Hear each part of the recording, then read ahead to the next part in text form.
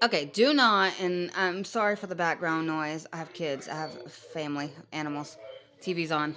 Anyway, I just come on here to say do not, and I repeat, do not take medical advice from Olivia Johnson, aka LoveLiv222. Do not take medical don't take medical advice from her.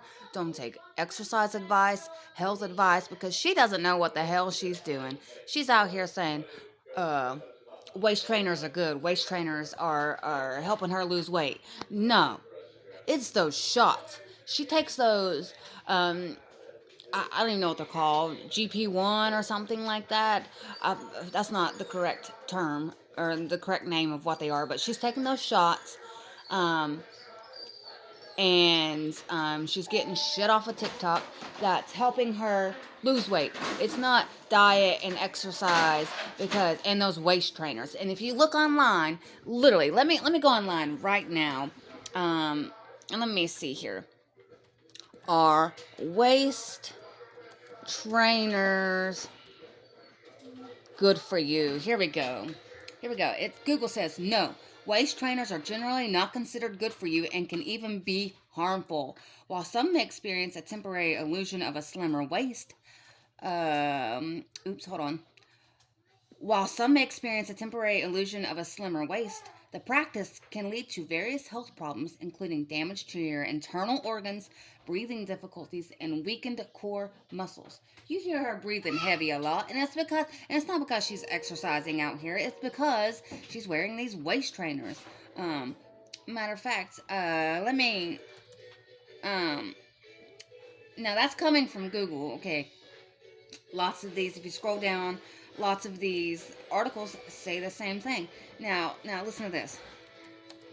I'm gonna look it up on YouTube. Our waist trainers, bad for you, dangerous. This is coming from a doctor. Who is this? Let me shout this guy out. Dr. Morales Plastic Surgery. Let me turn this down. Now, this is a plastic surgeon out here speaking what he knows. This is coming from a medical professional, not somebody who decided they wanted to take shots one day and tell everybody how they're losing the weight. Truth about waist trainers. Here, listen Here's to this. what you need to know. So, waist trainers, I think, came into existence. I started seeing it on social media probably about 5 years or so. Hopefully, you can Interesting hear concept. You see women on social media wearing them, and their waists are super small. And I'm like, oh, that's kind of interesting. And it kind of looks like a corset. And that's basically what it is. That's kind of the less extreme version of his corset. Hundreds of years, women are wearing corsets, and the idea was for aesthetics that they wanted a really, really small waist, and so they wore these kind of these bands they wore on their waistline, and they tie these strings and really, really force these waists down to really, really small proportions. Some women take it to the extreme; they actually remove some of the ribs to make it even smaller. Um, but we're not talking about that. I want to focus on the physiology and anatomy of what waist training is. So if you look at the corset training, what you're doing is you're squeezing the rib cage down. You're warping the bones of our rib cage. We have a couple on the lower aspects of our rib cage, T11, T12, and they're floating ribs. And so what you're doing is you're putting a lot of pressure over time, and you're getting those bones and cartilages to warp down. So you get a smaller rib cage on the lower part of your rib cage. And that's not healthy. But at the same time, what you're doing is you're squeezing your organs inside your abdomen. And it's like squeezing a balloon. It has nowhere to go. It can't go out the sides anymore. And it can't go out to the front anymore because it's getting squeezed. So where does it go? It goes up and then it goes down. So it kind of forces it kind of goes up into your chest cavity, so it's a little bit more difficult to breathe. You breathe a little bit shallower most likely, and then maybe you get a little more pressure on your lower abdomen and your pelvic area. Makes you want to pee a little bit more, I would think. But that's just the concept of what you're doing when you're squeezing the waist down with a lot of pressure. And then hence, now you have waist trainers, and that's, this is an example of a waist trainer. This is actually my waist trainer I developed for my patients after surgery. So it's a less extreme version of corset training. But waist training was mostly designed, I think, as we know now, it's mostly for exercising and just helping women to have a smaller waistline. And it's this misconception that you're going to have a smaller waist.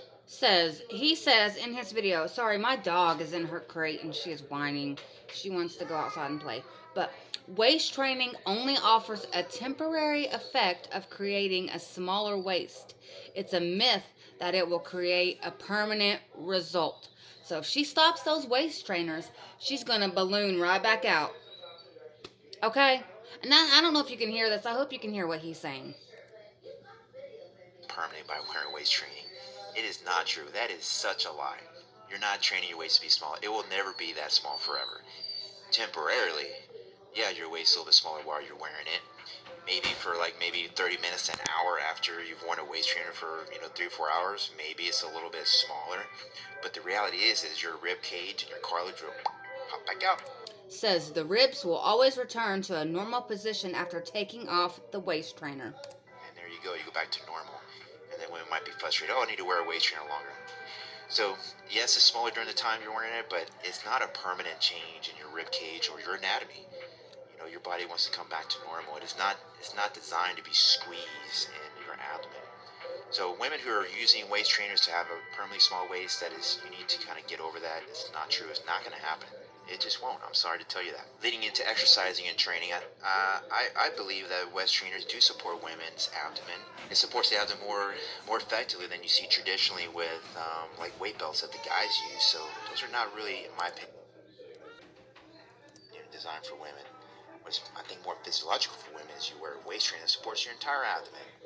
Because anatomic women are a little bit different than men, especially so after having children, where naturally they have a little bit of separation or abdominal muscles, and they have a little bit less abdominal tone. So having a little more abdominal support during like heavy exercise, specifically weight training, I think is helpful. I always have my patients after surgery who are interested in exercising with weights. If they have body contouring specifically of the abdomen, either be a tummy tuck or liposuction, I encourage them to use a waist trainer only during their training. And that helps a couple things. First of all, it gets them back in the gym sooner, which is a good thing. Gets the circulation going. And again, they're going to be supported in the midsection. They're not wearing their garment, which I have them wear for 2 months. They're only wearing a waist trainer while they exercise.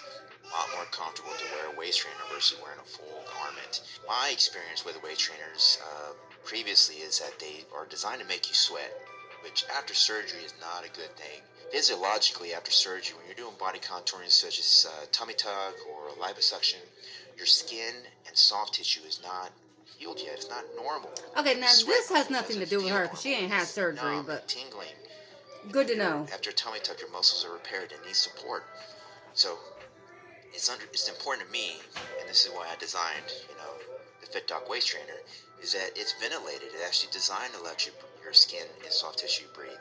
So the idea is not that you're sweating profusely. It's not to suffocate your skin and soft tissue. The purpose of this trainer here, specifically mine, is support your abdomen and also let you be comfortable in your early recovery while you're exercising. Anyway, I hope you learned something. It's a great topic. Again, if you like the content, please like and subscribe. Follow me on Instagram. Follow me on Facebook and Twitter. And you can follow him at Dr. Morales _Fit Doc. Now on YouTube, he's Dr. Morales Plastic Surgery.